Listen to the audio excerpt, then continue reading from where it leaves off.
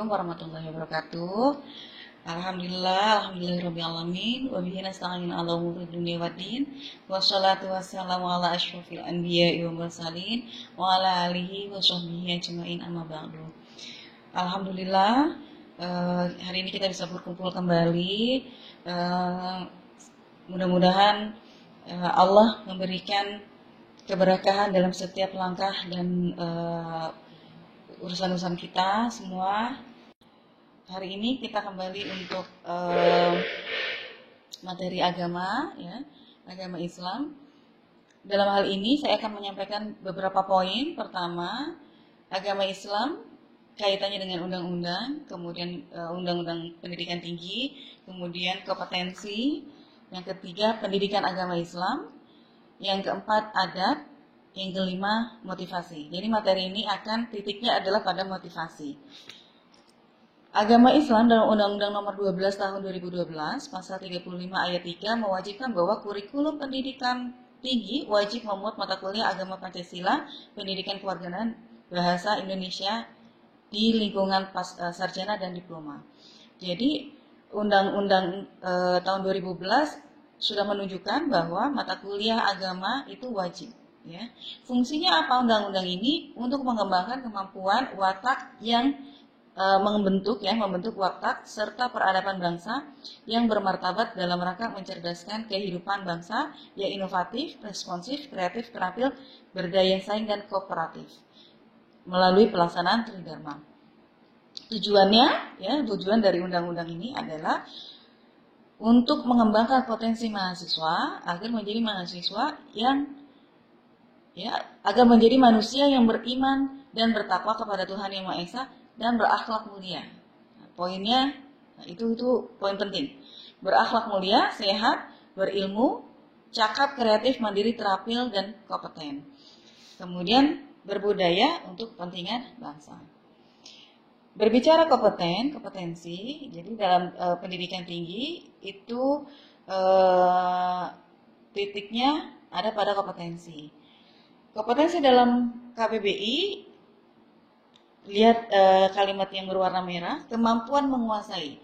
Jadi kompetensi itu adalah kemampuan yang dikuasai oleh masing-masing mahasiswa sesuai dengan program studi yang diambil. Menurut Prof. Najib Alatos, paradigma pendidikan yang ditawarkan Najib Alatos lebih mengacu pada aspek moral, transendental atau afektif, meskipun juga tidak mengabaikan aspek kognitif atau bersifat logis, dan psikomotorik atau empiris. Hal ini relevan dengan aspirasi pendidikan Islam, yaitu aspirasi yang bernafaskan moral dan agama. Dalam agama Islam itu sering kita kenal hubungan hablum minallah, hablum minanas, rahmatan alamin, ya.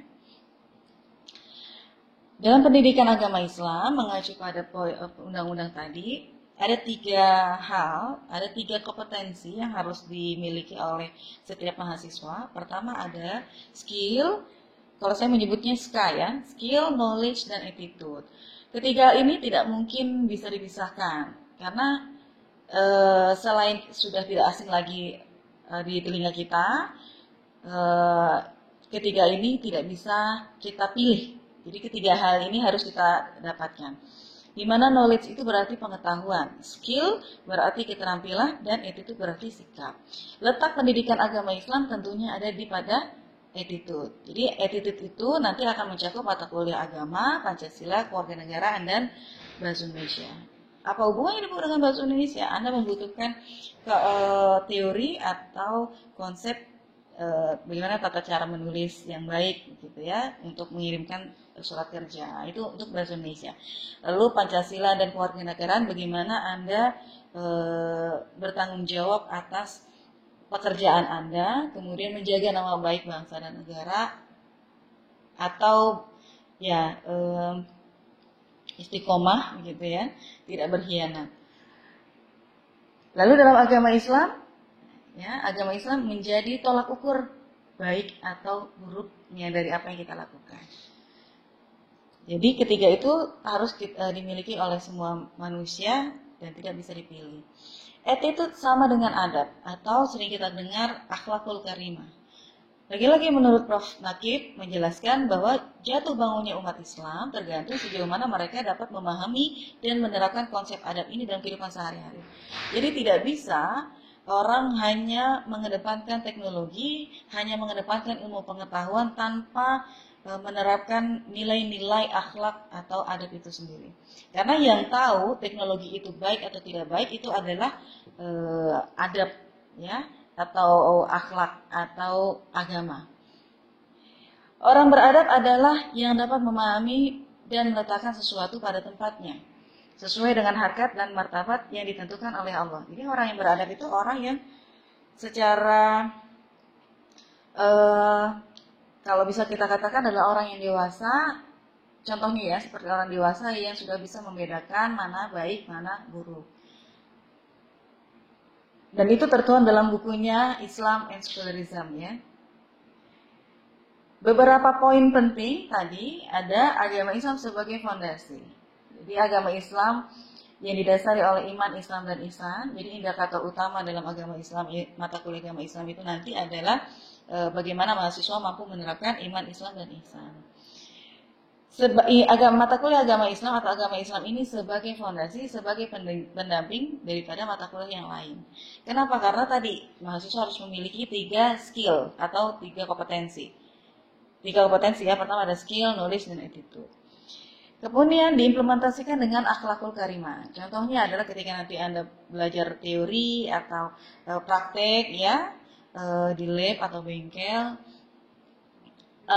Anda diajarkan untuk bagaimana bertanggung jawab. Jadi itu menunjukkan adab atau akhlak.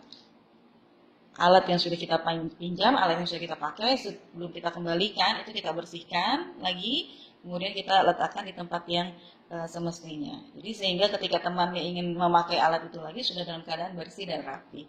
Itu adalah bentuk adab atau akhlak ketika kita pada saat praktek begitu ya contohnya. Kemudian menggunakan SOP atau menjalankan SOP itu sudah menunjukkan adab ya. Harus pakai sarung tangan atau harus pakai wear pack ya atau jas atau mungkin harus menggunakan helm itu atau SOP. Lebih dikenal dengan SOP. Maka SOP itu sudah merujuk atau menunjukkan adab. Yang tidak kalah pentingnya adalah ya berdoa sebelum melakukan aktivitas. Kemudian diimplementasikan dengan adab. Yang terakhir adalah motivasi. Nah, semua tadi 3 hal tadi itu menjadi motivasi. Motivasi untuk diri kita. Tertuang dalam beberapa hadis. Yang pertama, man kharaja fi talabul ilmi fa huwa fi sabilillah hatta yarji'a. Barang siapa yang keluar untuk mencari ilmu, maka ia berada di jalan Allah hingga ia pulang atau kembali ke rumah. Hadis riwayat Tirmizi. Jadi, ketika kita punya niat, ketika kita berniat atau keluar rumah untuk menuntut ilmu, satu langkah keluar dari rumah, Allah akan memberikan ridho, ya, Allah akan meridhoi kita dalam setiap langkah dan usaha-usaha kita. Sehingga insya Allah mudahkan semua urusan kita ya. Yang kedua, talabul ilmi faridatun ala kulli muslimin wa muslimat. Ini 2 hadis yang mungkin sering kita dengar ya, tetapi maknanya sangat luar biasa. Menuntut ilmu itu wajib bagi setiap muslim ya. Jadi tidak terpilah laki-laki atau perempuan. Jadi semuanya keduanya laki-laki dan perempuan itu diwajibkan untuk menuntut ilmu. Kita menelaah, mempelajari apa isi kandungan dari Al-Quran itu sendiri. Meskipun mahasiswa teknik itu ada di dalam Al-Quran, ya nanti boleh dikaji lagi untuk tekniknya. Kemudian hadis selanjutnya adalah jika seorang meninggal dunia maka terputuslah amalnya kecuali 3 perkara, yaitu sedekah jariah, ilmu yang bermanfaat, atau doa anak yang saleh. Hadis riwayat Muslim. Kalau yang tadi pertama hadis riwayat Ibnu Majah ya. Yang ketiga itu hadis riwayat Muslim. Yang tidak bisa hilang, yang tidak bisa terputus adalah sedekah jariah. Jadi amal sedekah jariah, kita berbuat baik, kita menolong teman, kemudian atau menolong sesama, bermanfaat bagi sekitar, ya itu tidak hilang. Kemudian ilmu yang bermanfaat, sedikit saja ilmu yang kita sampaikan kepada orang lain, tidak hanya ilmu atau mata kuliah tertentu, tetapi sebuah ilmu itu harus bisa bermanfaat. Yang sangat-sangat penting adalah doa anak soleh. Jadi ketika Anda masuk atau ada di dalam politeknik, itu tidak terlepas dari doanya orang tua. Doanya kita kepada orang tua. Dan itu juga menunjukkan bahwa itu adalah harapan dari orang tua. Kemudian tertuang dalam Quran surah Al-Mujadilah ayat 11. Ya, bismillahirrahmanirrahim. Ya ayyuhalladzina amanu idza qila lakum tafassahu fil majalis fafsahu yafsahillahu lakum wa idza qila shuzu fanshuzu yarfa'illahu alladzi amanu minkum walladzina utul ilma darajat wallahu bima ta'maluna khabir. Dalam ayat ini dijelaskan bahwa semakin banyak kita memberikan kesempatan kepada orang untuk menuntut ilmu, atau kita juga mencari ilmu dengan banyak, dengan secara lebih luas, maka Allah akan memberikan kemudahan bagi kita.